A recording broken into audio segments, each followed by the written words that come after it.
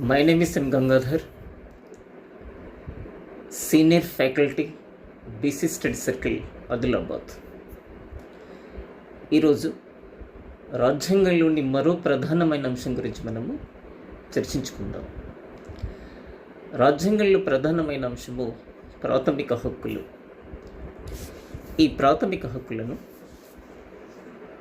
భారత రాజ్యాంగంలోని 3వ భాగంలో పొందుపరచడం జరిగింది. ఈ ప్రాథమిక హక్కులు అనే కాన్సెప్ట్ను అమెరికా రాజ్యాంగం నుండి తీసుకున్నాం. అమెరికా రాజ్యాంగంలో ప్రాథమిక హక్కులను బిల్ ఆఫ్ రైట్స్ రూపంలో పొందుపరచడం జరిగింది.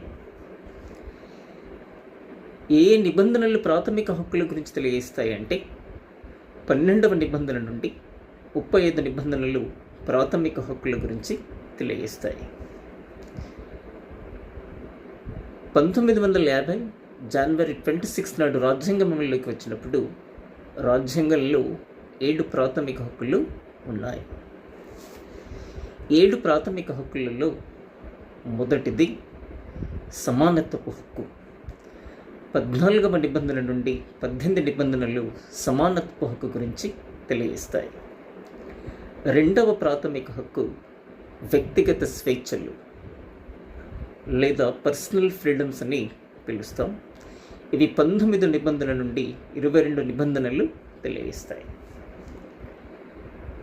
నెక్స్ట్ 3వ హక్కు పీడనాన్ని నిరోధించే హక్కు అని పిలుస్తాం.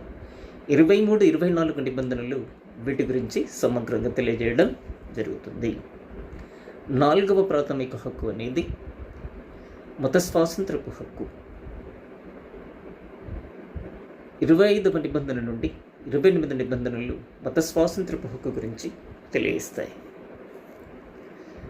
మరో ప్రాథమిక హక్కు విద్యా సాంస్కృతిక హక్కు. నిబంధన 29 నుండి 30 నిబంధనలు తెలియజేస్తాయి.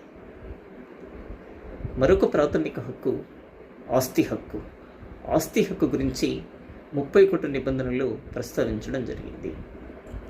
చివరి హక్కు అయిన రాజ్యాంగ పరిహార హక్కు 32 నిబంధన గురించి తెలియజేయడం జరుగుతుంది. ఇది ప్రాథమిక హక్కుల వర్గీకరణ రాజ్యాంగం అమల్లోకి వచ్చినప్పుడు.